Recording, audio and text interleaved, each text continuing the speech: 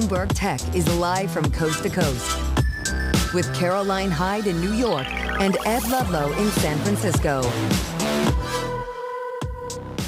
This is Bloomberg Tech. Coming up, Micron's high bandwidth memory business fuels a sales surge. More in its earnings results next. Plus, how young startup Expo, backed by Altimeter Capital, developed an AI tool that does better than experienced hackers.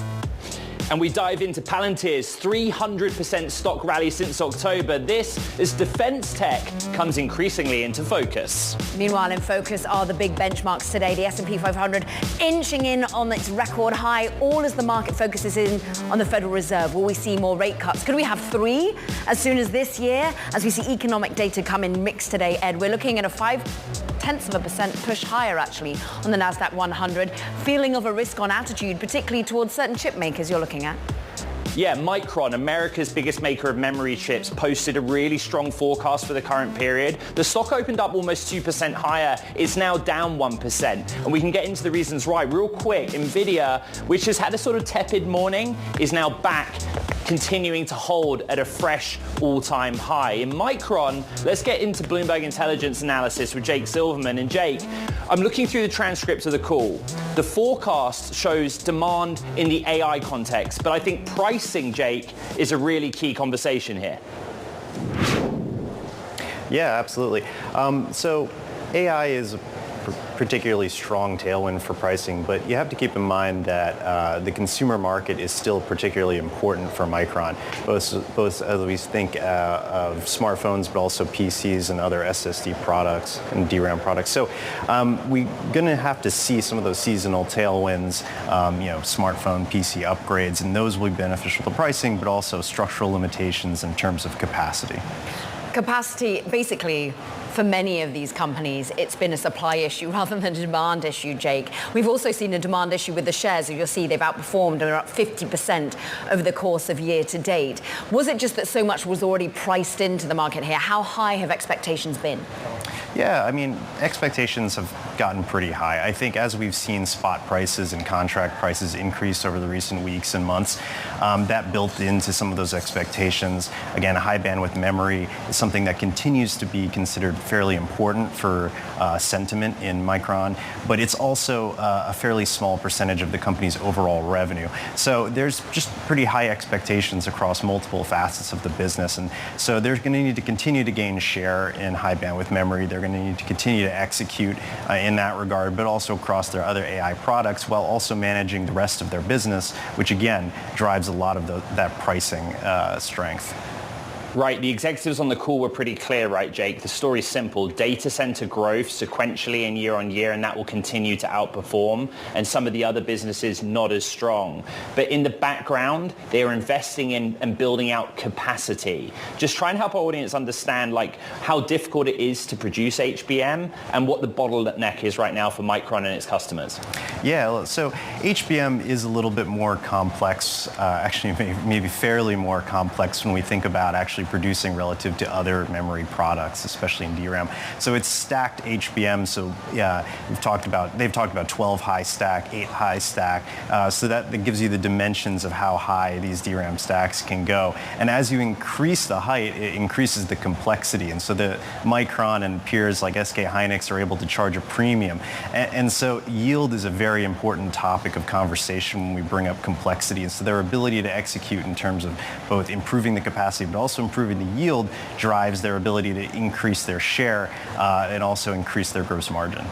Bloomberg Intelligence analyst Jake Silverman on all things Micron. We appreciate it. Let's keep talking AI and the broader tech market. Jay Jacobs, BlackRock US Head of Equity ETFs, is here. And I'm looking in astonishment at really the enthusiasm around the iShares AI Innovation and Tech Active ETF. Interestingly, Micron's not in there, but the top holdings are NVIDIA and their Broadcom. How much do investors want to be in on the chip, the infrastructure names, but broaden it out, perhaps? Well, the portfolio manager for this fund, Tony Kim, is really looking across the value chain for opportunities in artificial intelligence. But right now, where he sees some of the biggest opportunity is in those infrastructure and hardware names. If you look at where the money is being spent on AI today, the almost $250 billion being spent by the mega cap tech names. It's being concentrated in semiconductor names and data centers and all the support compute that's going around that. And so our fund is very much tilted towards that exposure right now. Tilted towards NVIDIA, which is at a record high as well. I'm just going to see where Broadcom stands today, but it too has been very close to record highs throughout. It is at a record high today. How much more juice is there to go on that infrastructure play? How much can you continue to sweat it in ETFs? It's still early. I mean, if we look at the next several years, we're expecting about $7 trillion to be spent on AI CapEx. So we have a long way to go. There's a lot of dollars to come into the space. I still think we're in the early innings. Over time, the exposure will evolve, though. While this is kind of the build-out stage of building all that infrastructure, the next stage is going to be much more about adoption of AI and who's commercializing these AI products. Jay, your thesis, or a part of it, is this overconcentration in mega caps, the fixation with the Mag 7. There's an interesting side debate, which is whether we should rethink the composition of the Mag 7. Broadcom perhaps making the strongest case on fundamentals about joining or participating in that group. All of that to say, like, what should we do if that's the case? If we have overconcentration, where else do you look? Well, Wall Street always loves a good acronym for these things, and maybe it's time for a new one. Look, I think it's really about looking beyond just concentrated mega cap tech names. Yes, they're important players in the AI space, but they don't encapsulate all of it.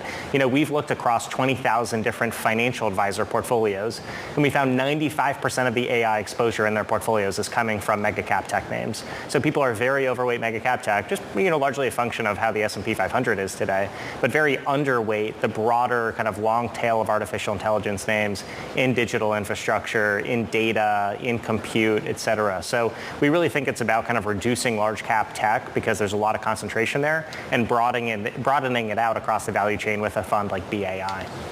What about those non-tech sectors that are most impacted by AI or transformed by AI? Where do you want to look? Well, I think one of the more interesting areas is where there's a lot of data that hasn't been fully harnessed by artificial intelligence, and you have to look at the healthcare sector as being just prime for using all of that information around patient data, around hospital management, around the development of new drugs, around protein research. There's just so much data that frankly has been underutilized, and if you can apply artificial intelligence to it, you can get more efficient, you can reduce the cost of drug development, you can improve performance, improve outcomes for patients, which really would make this sector a very attractive one from an artificial intelligence perspective. I go back to BAI. I go back to the Innovation in Tech active ETF here. Most of the top holdings are US companies. You have to get to number 15 to get a Japanese company, and then there's a sprinkling of the Japanese coming in. Is it still US exceptionalism here? It is. It's a function of where we're seeing the best public market opportunities in artificial intelligence. It is being led by the United States. We have some of the lowest costs of capital. We have some of the most innovative companies. We have a vibrant startup community that's kind of fueling IPOs in this space as well. It is a global trend. And we do have global exposure, but right now the U.S. is very much leading. And what about the investors who are piling in? Just get us up to speed. It's what, about $2 billion that's been coming in of late from client assets? Where are they coming from? Yeah, so we've brought in $2 billion over the last 9 months. Now, one of the major things that happened is BlackRock's target allocation model, ETF models, has allocated to AI. Our model portfolio managers like Michael Gates have looked at the landscape and said, we want to reduce large cap tech exposure and reduce some of our just tech sector exposure and replace it with artificial intelligence, because this is a high conviction theme that we believe in over the long run. And so they've been shifting their exposures to get more pure play in the AI theme. Jay, humor me.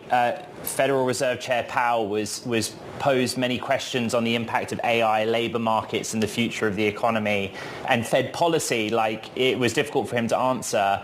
But do you think about it in those terms? You basically say, I look at the economy of the United States and the world, and I try and calculate how structurally things might change going forward. Yeah, I think this is an important area to look at where AI can augment work, right? How can it make us more efficient? Can we accelerate productivity, especially in the context of aging populations around the world? So if you look at developed markets, in many cases, the growth of the labor market is slowing. And so you really almost need AI and that productivity growth to maintain strong GDP growth across these developed economies. So I think in many ways, AI is going to be an incredible tool to boost productivity, and frankly, a tool that developed markets need to lead in. This is why we're seeing AI at the crux of geopolitics, because people, policymakers see it as such an accelerant towards our economy over the long run. throughout the show and the day, actually, we're going to be talking about Palantir. And it makes me think about not just software, but this kind of broader American effort to reindustrialize the country in a number of sectors: defense, artificial intelligence, data centers. Is there some kind of big picture effect that you're trying to jump onto on this reindustrialization, the manufacturing of stuff here in America? Well, this is really at the intersection of several themes. We've looked at 5 megaforces around the world that are kind of changing the long-term trajectory of economies, and one of them is aging populations, which you mentioned. One of them is artificial intelligence, and the third one is really geopolitical fragmentation. All of these are combining to bring in, certain themes like infrastructure, how when we see that we want to build more in the United States, we have to have better roads, better highways, better waterways, better power to accelerate that. How do we have the best technology in the world through artificial intelligence and leaning into that segment? So really, yes, all of these things are kind of colliding here to really lead some of the best economic opportunities in the United States. Jay Jacobs of BlackRock, it's great to have you back on Bloomberg Tech. Thank you very much. Now, coming up, China gives approval for more M&A among its tech giants. It's a big story we're watching, and that's next. This is Bloomberg Tech.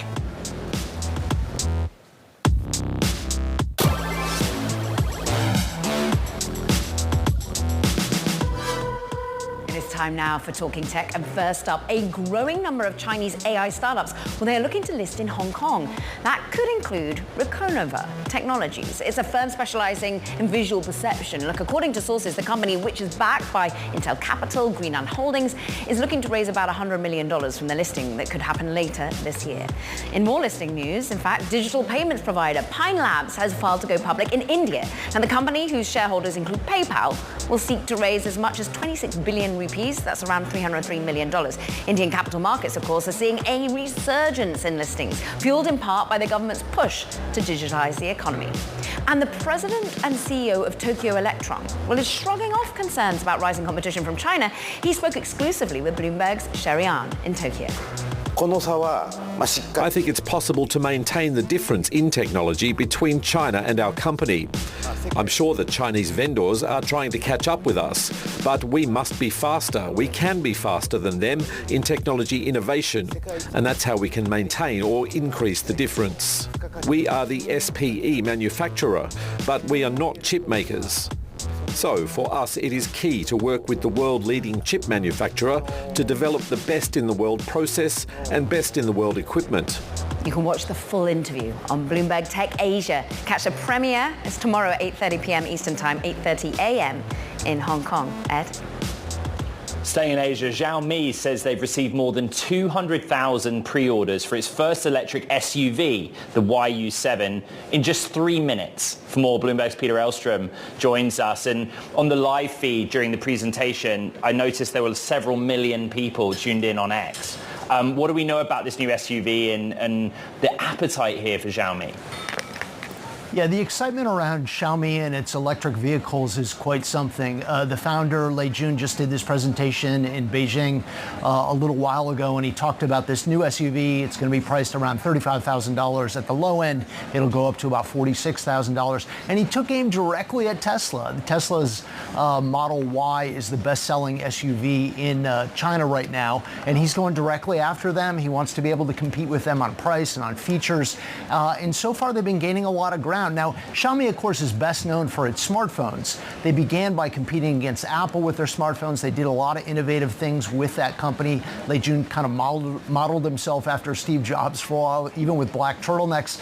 But now they've been diversifying into a number of different areas, including appliances, even luggage. When I visited them in Beijing, they had all sorts of goods out there. But this move into cars has really been something different. The stock has taken off. The shares are really soaring. They've tripled over the past year, in fact. And I think you're seeing this now reflected in the strong demand for their new SUV.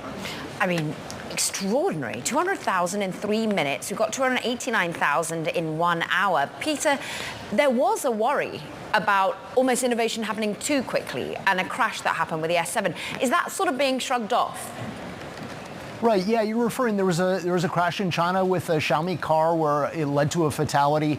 They did they hit the pause button on some of their sales at that point to look at the technology within the car, but now they're moving forward. They introduced this new vehicle. They feel like they put that behind them, and now they're seeing strong customer demand for these cars. As we were talking a little bit about before, they look very much like Porsches. You can get effectively a Porsche-looking car. It's an EV for $35,000. Chinese consumers like that offer. I find policy in China on tech companies so interesting. It's either restrictive, right? Think about the video games industry in the last couple of years, now allowing M&A. Are you able to summarize, Peter, what the Chinese government's attitude is towards the tech sector overall? Well, that's a big ask, Ed, but I'll do what I can anyways.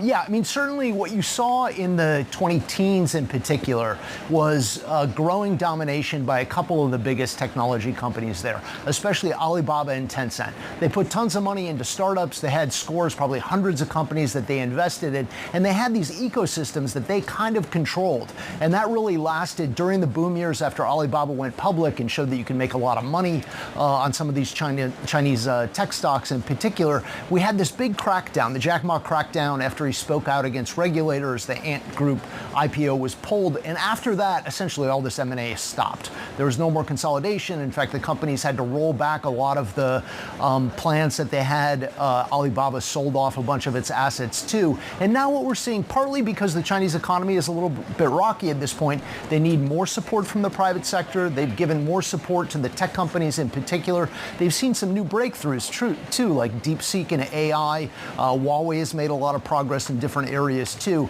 So now Alibaba and Tencent are able to go back to doing some M&A. They're beginning to do a little bit. It's nothing like the scale that they did in the past, but they are able to make some acquisitions.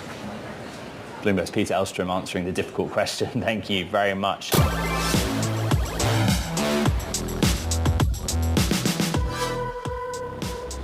After receiving a tepid response from investors when it went public back in March, CoreWeave stock has had a meteoric rise of around 300%. That's propelled the company's CEO into the ranks for the world's richest with some unusual speed. Bloomberg's Dylan Sloan joins us and has the profile. This is like key tech wealth coverage, right? A slow start on the IPO, but things change, and now a key figurehead has a pretty healthy net wealth. Exactly, yes. Just like you were saying, kind of in some ways mirroring sort of the trajectory of the IPO market more generally over the course of the year. So when this company debuted in mid-March, they were initially seeking to raise at about a $35 billion valuation, ended up completing the offering at about a $23 billion valuation, so well below that.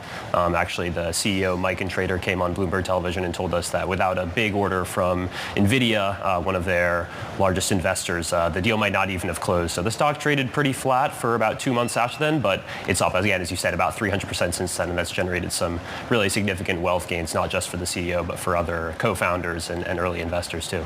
I know, he's now the 311th richest person. He's ahead of Robert Kraft, I think of Magnetar and some of the other key companies that backed them early.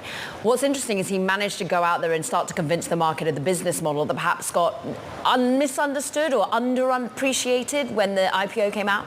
Yeah, absolutely. And, the stock really started ticking up after they reported their first quarter earnings. They beat estimates there. NVIDIA also disclosed that they'd increased the size of their stake, and it's really been all up from there. It's gotten a lot of retail interest, too, so generated some sort of meme stocky comparisons from some commentators. But for Trader specifically, his net worth right now is standing at about $10.3 billion. And it's not just the size of that, but it's the speed as well.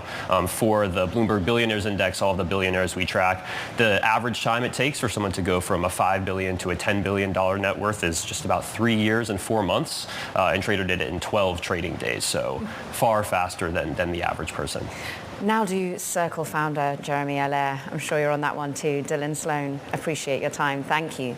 Now let's talk about a US district judge who has just ruled that Anthropic's use of millions of books without payment to train its models, well, it's legal under copyright law, falling under the fair use doctrine, a move that could actually kind of cripple a rights holder's ability to monetize on AI. Let's get Bloomberg Opinion's Dave Lee's take here. It's a fascinating read.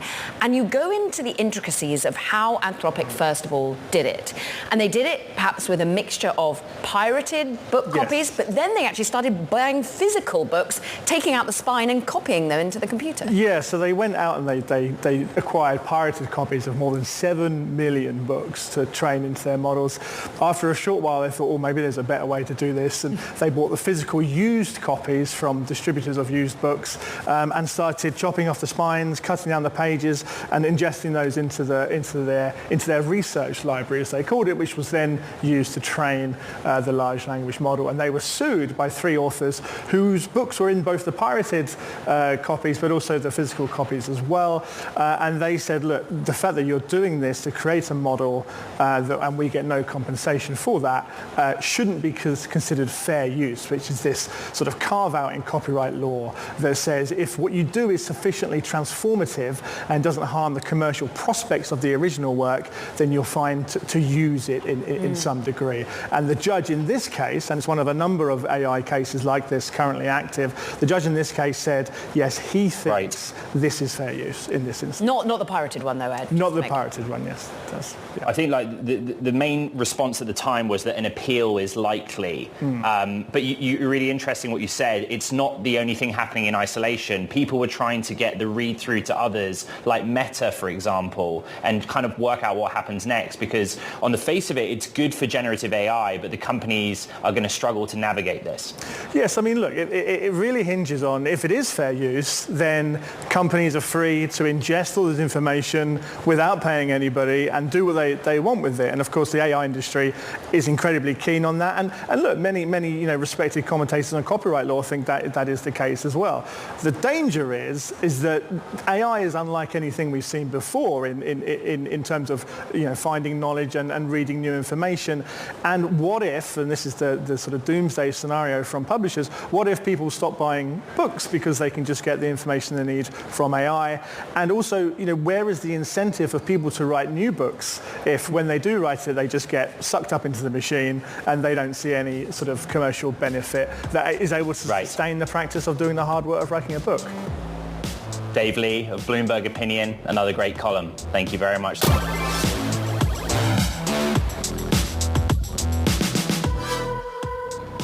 Welcome back to Bloomberg Tech. Some breaking news. I've just reported with Bloomberg's Dana Hole that Omid Afshar, who is a key lieutenant and has been a key lieutenant of Elon Musk at Tesla, has left the company in recent days. This is somebody that was in charge of manufacturing and sales for North America and Europe, and what sources are telling us is that he has left. He's also no longer in the directory at Tesla. There's a lot that we don't know, Caro. I've emailed Elon Musk to ask him what's going on and why Omid left the company. You'll remember we've done some reporting on him in the past and asked about some reporting that he's been involved in about internal audits, internal reviews, but it's one of many recent departures from Teslas, and the market was paying attention with the move lower. And look, Afshar had a tough job, right? It was last year he was promoted into the office of the CEO, and he was overseeing some really significant areas of sales and manufacturing in some pain point areas for Tesla, largely because perhaps a political backlash to one Elon Musk. Right. Well, he'd been in the office of the CEO for quite a while. He was kind of like Elon Musk's chief of staff, so to speak, but then he got more responsibility, and he was very key on Austin, getting Austin set up. I'm interested to know what happened, but it's one of several departures in recent months of people that are kind of long-standing and held senior roles in a period of time where Elon was elsewhere. He's elsewhere politically, and also the sales focus has gone elsewhere. When I'm thinking about today's extraordinary numbers around Xiaomi's latest SUV going straight for the Tesla buyer, this is really a difficult moment for Elon. No wonder he's come back as CEO. Right. So, like the big picture is that Tesla in the future is focused on robotaxi, and they had a successful launch of a small reduced service in Austin and Optimus. But the reality is the bread and butter is still selling cars. And in the first 6 months of this year, lots of data in all markets that Musk's association with the administration was hurting sales, but also like competition with hybrids, increased competition from other model providers, other name brands in Europe, for example. But in Omid Afshar's case, and again, to recap, sources are telling us he's left the company. company. He was someone so close to Elon Musk with a lot of responsibility. It's one in a chain of high-profile executives. For example, Milan Kovac, who was leading the Optimus program, also left that we reported recently. When we get more, we'll keep an eye on it. I'm also looking at Palantir. This is a stock that since October is up 300%. Year to date, up 90%, one of the best performers. There is its performance as a company in quarterly earnings, but this kind of macro and geopolitical environment that we're in right now, Caro, that speaks to the core of this story. And right now, this emphasis on defense technology, that's what we're hearing about on a weekly basis, right? It is, because of the geopolitics that we currently confront, escalating US-China rivalry to conflicts in Europe and the Middle East. Geopolitical pressures, Ed, they are driving a new wave of defense innovation. Let's talk about what that means to the markets for your tech investments. Ted Mortonson is with us, Managing Director at Baird. You yourself have a rich history in defense from an active service perspective, Ted. But I'm interested as to, therefore, what the active innovation play is. How do you invest into this moment? It's kind of fragmented right now, but Palantir is obviously the purest play. And if you look at the latest conflicts on, coming out of Israel and Iran, and also Ukraine and Russia, these advanced technologies that are being used are giving both Israel and Ukraine a heads up as it relates to their adversaries. That's number one. Number two, just recently with NATO increasing their budgets up to 5% GDP, the defense spend, as well as the U.S. with the big, beautiful bill, is straight up. So you're going to see this pivot to Gen AI being embedded in all weapon systems. Right now, Gen AI is a national security discussion. If you look at Palantir, they're the first mover, and I think there's a few issues on the reason why it's up. They signed Israel, they signed the Ukraine, they signed NATO. Post-DOGE also, they're a solution to all the federal agency problems, also in DOD expanding. So they're one of the purest production-ready Gen AI solutions where they can aggregate. I wish I had it when I flew. All this unbelievable intel data on a translation layer that you can see at real time. But like the Mag 7 in many ways, it's a very concentrated defense tech play. I mean, we're up at a record high for Palantir. It's been an extraordinary up and to the right move for the stock. Where else, if you're looking for diversification, can you go? You can go. Recently, we just had a report on AeroVironment, AVAV. They just bought a real stunning private company called Blue Halo, which gets AeroVironment, away from their Switchblade devices on the drone side. But what Blue Halo gives them is an entry into cybersecurity, satellite, and high-energy weapons. That's another play. Unfortunately, from the private perspective, I know, Ed, you've talked about Anduril in other shows. Anduril is a private company that is almost a case study in how the U.S. military is re-architecting their defense budgets. These are high ROIC devices that really go against, the traditional spend of billion-dollar programs that are under budget. Right. They're very effective, and they're really changing the rules of the game. Ted, what you just said, traditional spend. When I look at companies like Palantir and how they do behave like traditional primes, big contract manufacturers to the government, because they basically say, I serve the US and its allies only. How does that help them? It helps them. I think if you look at the traditional primes like Lockheed or Raytheon, for example, they're known for hardware. They're not known for Gen AI software. This is why Palantir is being brought in as kind of a pseudo prime in almost all these new next generation defense contracts. They're the software layer.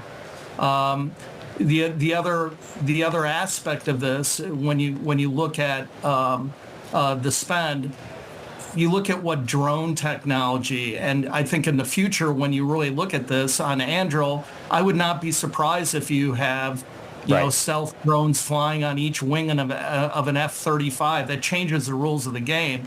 And when we talk about boots on the ground, I mean, you talked about Tesla earlier with Optimus. I think you're going to see machines on the ground in the next 5 to 10 years, and that's a paradigm shift from from the defense budget standpoint. Right. Ted Mortonson of Baird, great conversation. Thank you very much. I want to stick with defense tech. Amid the conflicting assessments from Washington about the effectiveness of the US strikes on Iran, let's dig into the supply chain resilience of the US government aimed to modernize US commercial and government data with its ARC software streaming defense acquisitions for customers, includes the US Army, Navy. Let's get to Tara Murphy-Doherty, Gavini's CEO. There's anywhere we could take this, right? But let's just start with the basics.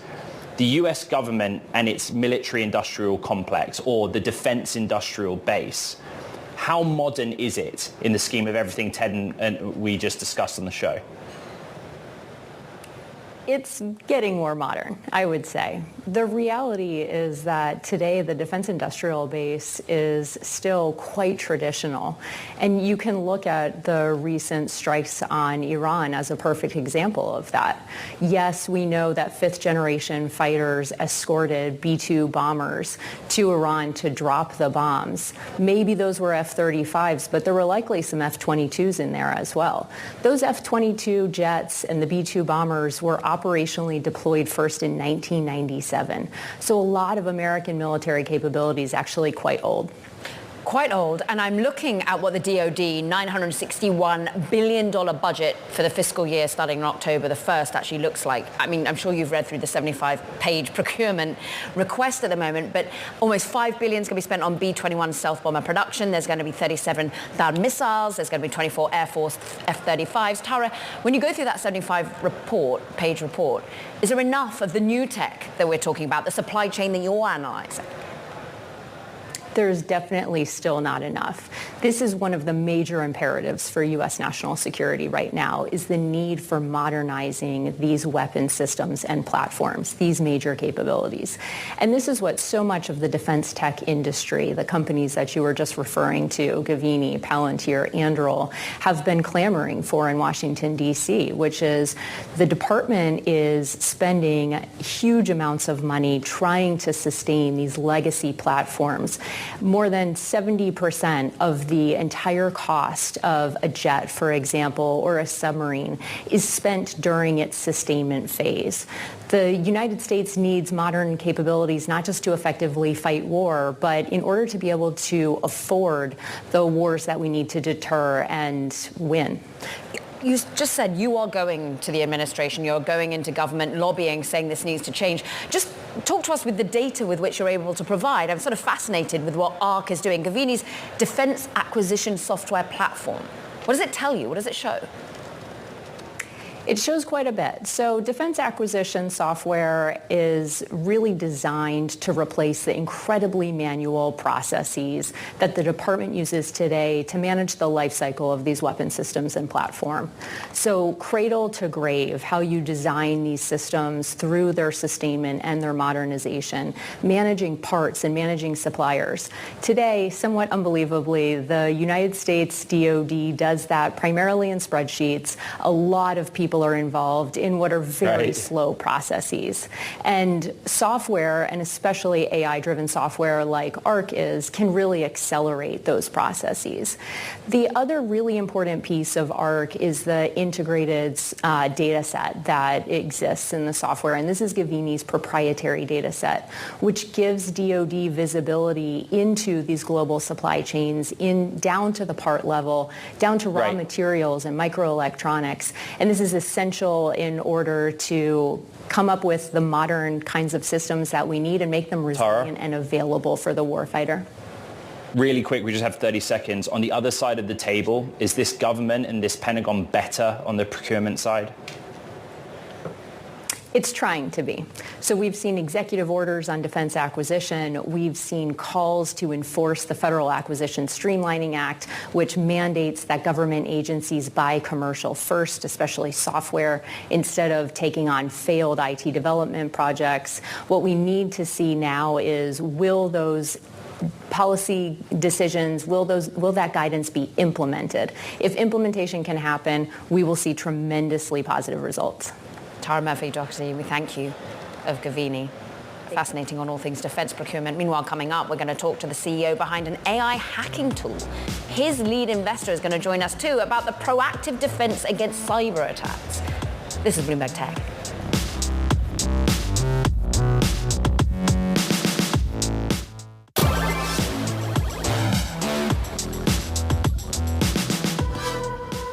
One-year-old startup has developed an AI tool that is better at identifying many software vulnerabilities than experienced hackers. The startup, called Expo, has recently closed a $75 million funding round led by Altimeter Capital. Expo's founder and CEO, Waha Debor, is with us. Our Altimeter partner, Apoorv Agrawal, is also with us as well.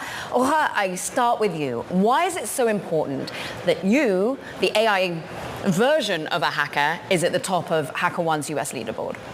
Thank you very much for having us. So it's the first time ever that a machine and not a human is at the top of the HackerOne leaderboard for the US. HackerOne is a platform that connects hackers with companies who want their systems to be tested. And they maintain a leaderboard, ranking the hackers according to whose bugs have been accepted by the customers of HackerOne. And currently, the top in the US is our AI. Apoorv, what's so interesting is that you are like the AI guy among many, but really you're driving the portfolio allocations for AI over at Altimeter. I'm thinking some of the OpenAI investments that you made, some of the others. I mean, we see such pedigree coming from a man who helped develop GitHub Copilot. Is that what attracted you to Expo, or is it the fact of what it can achieve? You know, before we even met, we'd been studying the space, and very simply, cyber attacks are on the rise. Software is more vulnerable, a lot more engineers, a lot more code developed with AI. And by the way, these models are trained on open source software, which is more vulnerable. That's on one side. And then I met Uhe, which our first meeting felt like the fifth meeting because of his ambition to build the cybersecurity platform in the age of AI.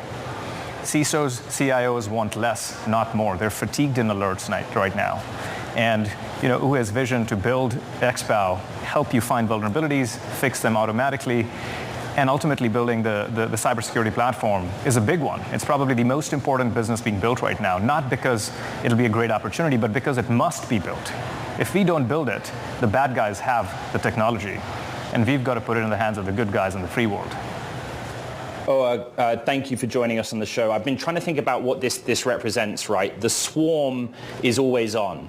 It represents what an army of humans could do 24/7 to identify the vulnerability.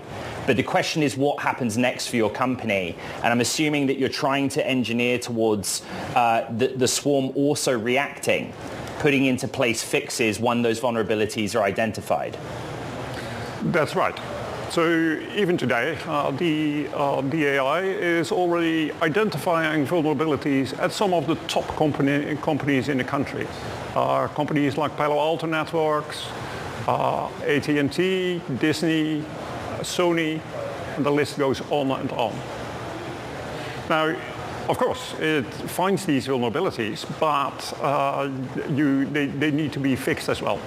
We're very lucky that all these companies that we've been working with have been extremely proactive, immediately fixing the problems as they were pointed out. It's the natural evolution, but eventually an AI will be able to do some of the fixes as well. Apoorv, I know you as an operator. You're pretty handy with software. What are you going to do to help this company grow and scale as a commercial entity? What do they need to focus on to convince the marketplace that an AI swarm is a better solution than a human team of hackers? Ed, we are fighting against time. Time is our biggest competition, really. If you had 3 weeks ahead of the bad guys, you're saving 3 weeks worth of vulnerabilities. And cyber tends to be a game of cat and mouse. Sometimes you've got the offensive teams ahead, and other times you've got the defensive teams ahead. And so the number one thing we're focused on is speed. That's why we're here today. That's why we're educating the world about what we're doing. We work with a lot of companies, as Uhe mentioned, helping them secure their perimeter before the bad guys get in.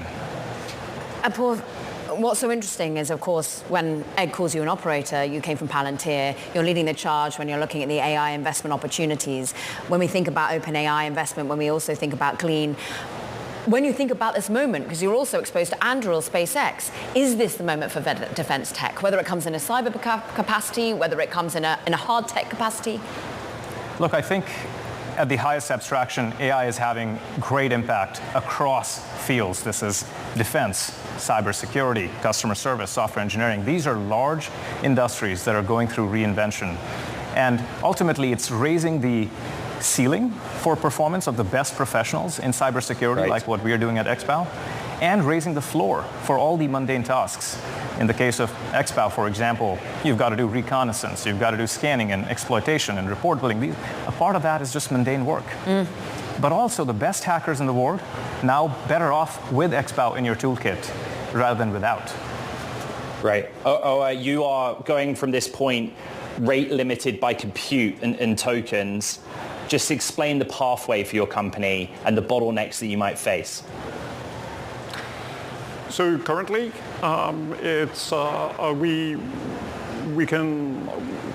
we have no problems with the amount of compute. It's actually not that intensive, and we can easily serve the customers that we're currently working with. We are, however, very much focused on working with the top companies that have the biggest need for better security. Financial services, healthcare, those types of industries.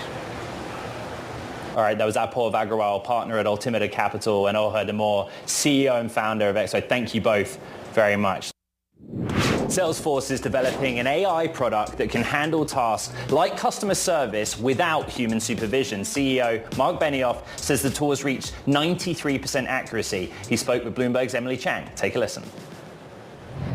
You founded the company now 25 years ago, so you've seen the rise of mobile and social and the cloud and now AI. How has the CEO job changed for you? Well, the CEO job is really changing fast, because it used to be I felt very alone at the top. But now, I just finished writing the business plan for this year, and I always do that with someone else. I take one of our executives, and for the last 3 years, I've also found a new partner in AI. So I have an AI partner, I have a human partner, and it's the three of us who are writing the plan together. So it's a little less lonely at the top with AI. You've said you won't hire any more coders at Salesforce. And you've said today's CEOs will be the last to manage all human workforces. What does this mean for businesses? Digital labor is going to be everything from AI agents to robots. And I do think, to your point, CEOs have to make sure their values are in the right place and that values bring value. Could an agent replace you one day? I hope so. You hope so? I mean, of course, I'm partially kidding, you know that. But we're becoming more automated. You can see Emily Chang's full conversation with Salesforce CEO Mark Benioff. It's on the circuit, airing tonight at 8 p.m. Eastern. Now that does it for this edition of Bloomberg Tech. What a whirlwind from your breaking scoop at Tesla. Just remind us.